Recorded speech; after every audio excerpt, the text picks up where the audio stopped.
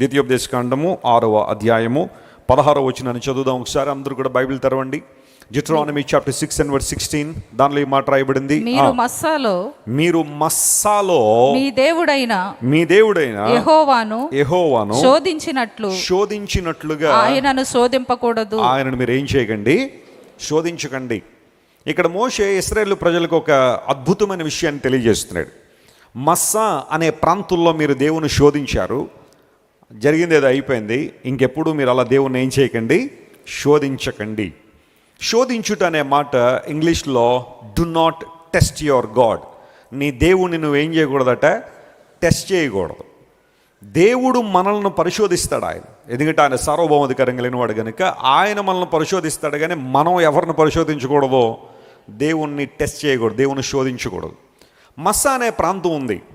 ఆ ప్రాంతానికి మోషే గారి పేరు పెట్టాడు. ఒక ప్రాంతంలో ఒక సన్నివేశం జరిగింది, ఆ ప్రాంతానికి ఆ పేరు పెట్టాడు. బైబిల్ గ్రంథంలో కొన్ని చోట్ల పేర్లు పెట్టబడ్డాయి. ఒక సంఘటన జరిగినప్పుడు ఆ సంఘటనకు సాదృశ్యంగా, లేకపోతే భావితరాల వారు ఇక్కడ జరిగిన సంఘటన మర్చిపోకుండా ఉండగలిగినట్లుగా ఆ ప్రాంతాలకి పేర్లు పెట్టారు. ఎన్నో సంఘటనలు బైబిల్లో మనం చూస్తున్నాం. అయితే ఓ ప్రాంతం దగ్గరికి ఇశ్రాయేలు ప్రజలందరూ వచ్చే దగ్గరికి వారికి నీళ్లు లేవట. అరణ్య యాత్రలో నీళ్లు లేకపోతే పరిస్థితి ఎంత దుర్భరంగా ఉంటుందో మనందరికీ తెలుసు. కొన్ని సందర్భాల్లో నీళ్ల కొరత అనేది వచ్చినప్పుడు విలవల్లాడిపోతాం. ఆహారం లేకపోయినా ఉండగలమేమో, కానీ నీళ్లు లేకపోతే ఉండలేం. చాలామంది రాత్రి పడుకున్న తర్వాత మధ్యరాత్రిలో నీళ్లు తాగే అలవాటు ఉంటుంది. ఆ నీళ్లు దొరకకపోతే చాలా కోపం వచ్చేస్తుంది వాళ్ళకి, చిందరవందర చేసేస్తారు ఇల్లంతా. ఎందుకోసం అంటే ఆ దాహం అలాంటిది. ప్రయాణాల్లో నీటిని బట్టిగా వాళ్ళు చాలామంది ఉంటారు. ఎడారుల్లో ప్రాముఖ్యంగా ప్రయాణం చేసేవారు నీటి విషయంలో చాలా జాగ్రత్తగా ఉండాలి. ఆయా ప్రాంతాలు ఎడారులు ఉంటాయి, చాలామంది ప్రయాణం చేస్తుంటారు. ఇప్పుడంటే కార్లు, ఫ్లైట్లు, చాపర్లు ఇవన్నీ వచ్చినాయి. కానీ పూర్వదినాల్లో ఎడారి మార్గంలో ప్రయాణం చేయాల్సిన వారందరూ కూడా వారు ఎంత దూరం చేరుకుంటారు, ఎంత సమయంలో చేరుకుంటారు, దానికి ఎంత నీళ్ళు అవసరం, ఇవన్నీ పరిశీలన చేసుకుని నీళ్లు పట్టుకెళ్ళేవారు. నీళ్లు లేకపోతే పరిస్థితి వేరుగా ఉంటుంది. ఇశ్రాయేలు ప్రజలు కూడా ప్రయాణం చేసుకుంటూ ఓ ప్రాంతం దగ్గర వచ్చి నీళ్ళు లేవు. నీళ్ళు లేకపోతే వారందరూ కూడా దేవుని మీద, దేవుని సేవకుని మీద సనగడం ప్రారంభించారు.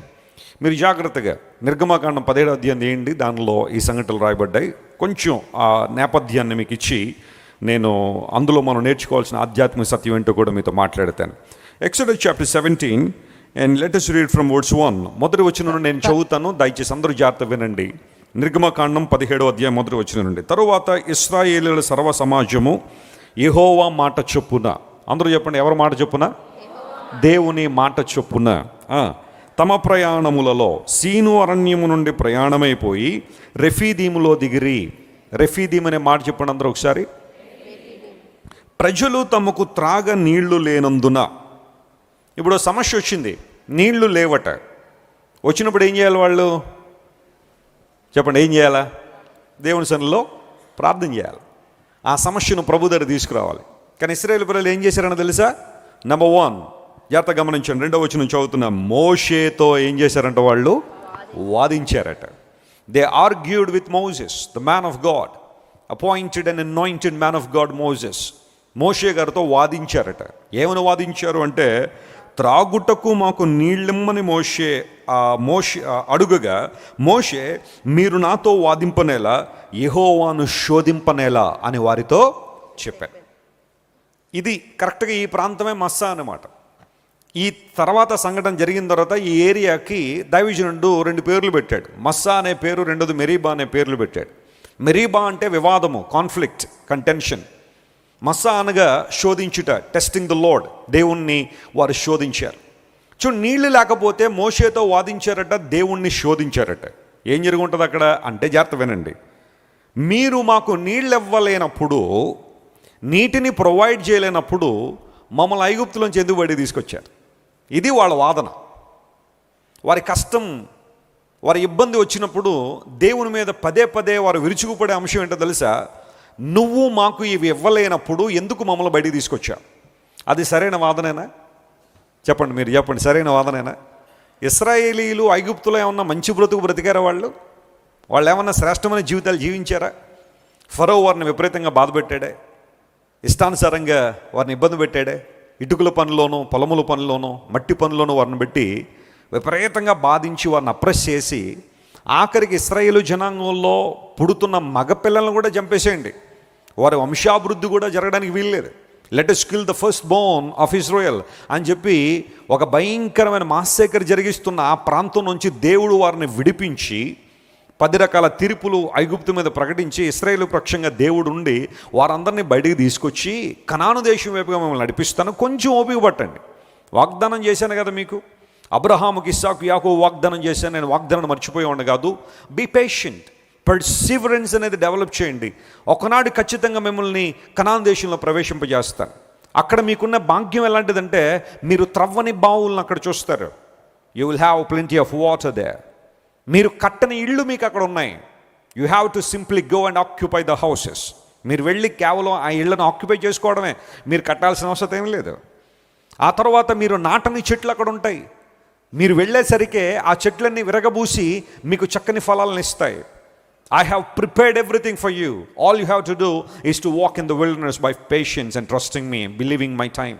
నా సమయాన్ని, నా గొప్పతనాన్ని, నా ఔన్నత్యాన్ని మీరు విశ్వసించి మీరు అరణ్యయాత్రలో ప్రయాణం చేయండి అంతే అని దేవుడు చెబుతూ ఉంటే, చిన్న కష్టం రాగానే, చిన్న ఇబ్బంది రాగానే వారు ప్రతిసారి దేవుడు వారికి చేసిన మేళ్లను మర్చిపోయి దేవుణ్ణి శోధించడం ప్రారంభించారట. ఏమని శోధించారు అంటే, మాకు నీళ్ళు ఇవ్వలేనప్పుడు ఎందుకు మమ్మల్ని బయటికి తీసుకొచ్చావు, డిమాండ్ చేయడం ప్రారంభించారు. కొంతమంది కూడా దేవుని సందుకు వచ్చి వారు చేసే డిమాండ్లు ఎలా ఉంటాయంటే, మరి నిన్ను అంగీకరించాను కదా, నిన్ను వెసిలి గారు వాకింగ్ చెప్పారని బాప్టిజం తీసేసుకున్నాను కదా, ఇప్పుడు నాకు చేయాల్సిందే, నువ్వు చేయకపోతే నువ్వు దేవుడు కాదన్నట్టుగా కొంతమంది దేవుణ్ణి శోధించడం. That test the Lord and God's sovereignty, God's love and God's purpose.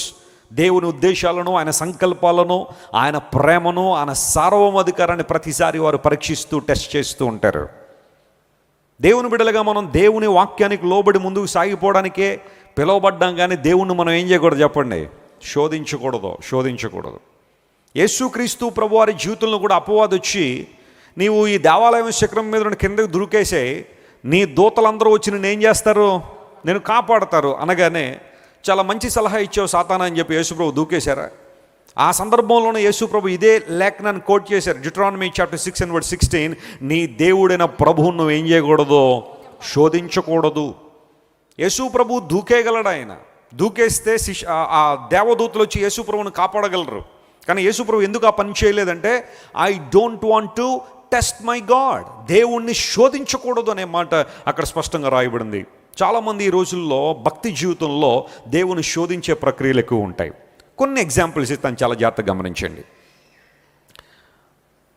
కుటుంబ జీవితంలో కావచ్చు, లేదా ఉద్యోగ జీవితంలో కావచ్చు, జీవన యాత్రలో చాలా విషయాల్లో దేవుణ్ణి టెస్ట్ చేస్తుంటారు చాలామంది. ఆ టెస్టింగ్ ఎలాంటిది అంటే, నువ్వు కనుక ఈ టెస్ట్లో ఫెయిల్ అయిపోయావు అంటే నువ్వు దేవుడు కాదు అన్నట్టుగానే.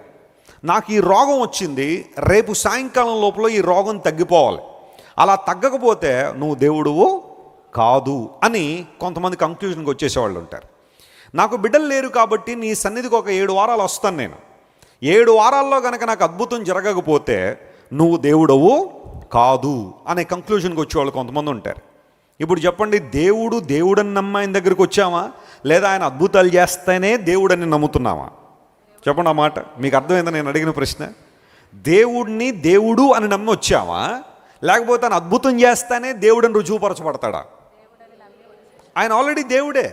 నువ్వు నమ్మినా నమ్మకపోయినా, నువ్వు ఒప్పుకున్నా ఒప్పుకోకపోయినా, ఆయన స్వభావంలో ఎప్పుడు ఏమి రాదు, మార్పు రాదు. God is sovereign. ఆయన లక్షణాలు, ఆయన స్వభావాలు, ఆయన ఔన్నత్యము, ఆయన మహోన్నతమైన అనుభవాలు ఎప్పటికీ మారవవి. దేవుడు ఎప్పుడు ఒకలాగే ఉంటాడు. ఆయన అద్భుతం నీ జీవితంలో కొన్నిసార్లు జరగచ్చు, లేదా ఆయన సంకల్పాన్ని బట్టి కొంచెం ఆలస్యం అవ్వచ్చు. నీ జీవితంలో అద్భుతం జరగలేదు అని చెప్పి దేవుడుగా కాకుండా పోడు. ఈ విషయాన్ని అందరూ గుర్తుపెట్టుకోవాలి.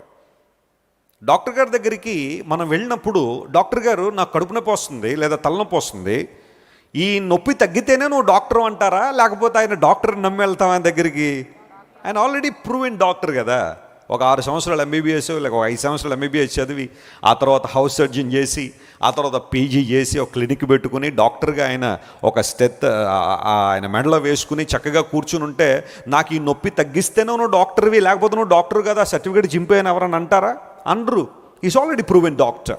దేవుని దగ్గరికి వచ్చేవారికి కూడా అలాంటి నమ్మకమే ఉండాలి. నాకు ఈ రోగం పోతేనే నువ్వు దేవుడువు, నాకు ఈ ఉద్యోగం వస్తేనే నువ్వు దేవుడువు, నాకు పిల్లలు పుడితేనే నువ్వు దేవుడువు, నాకు ఈ ఇల్లు అలాట్ అవుతేనే నువ్వు దేవుడువు, నేను ఒక విదేశీ ప్రయాణం చేస్తేనే నువ్వు దేవుడు, ఇలా జరగకపోతే నువ్వు దేవుడు కాదు అని మనలో ఏ ఒక్కరు అనడానికి లేదు. If you say that you are testing the Lord. ఒకవేళ అదే విషయాన్ని నువ్వు పదే పదే ప్రస్తావిస్తున్నావంటే నువ్వు దేవుణ్ణి శోధిస్తున్నట్టే లెక్క. దేవుని శోధించడానికి మనం అనుమతింపబడలేదు, కానీ ఆయన సార్వభౌమాధికారాన్ని విశ్వసించడానికి మాత్రమే దేవుడు మనకు అవకాశం ఇచ్చాడు. నమ్మిన వారు స్తోత్రం చెప్పండి. Hallelujah. It's all about trusting the Lord. It's all about believing God and his supernatural power. Do not test the Lord. మీరు ఇంతవరకు విన్న దైవ సందేశం మరియు దేవుని సేవకులు చేసిన ప్రార్థన మీకు ఆశీర్వాదకరముగా ఉన్నదని విశ్వసించుచున్నాము. ఈ సందేశాన్ని మీ స్నేహితులకు, బంధువులకు షేర్ చేయండి. మీకు ఏదైనా ప్రార్థన అవసరత ఉన్నచో మా ఫోన్ నంబర్లకు కాల్ చేయండి. దేవుడు మిమ్మల్ని ప్రేరేపిస్తే విశ్వాసంతో సాగుచున్న ఈ పరిచర్యను ప్రోత్సహించండి. మరిన్ని వర్తమానాలు, పాటలు వినుటకు జాన్ వెస్లీ మినిస్ట్రీస్ అను మా యూట్యూబ్ ఛానల్ను సబ్స్క్రైబ్ చేసుకొనండి. ప్రభువైన యేసుక్రీస్తు కృప మీకు తోడైండును గాక.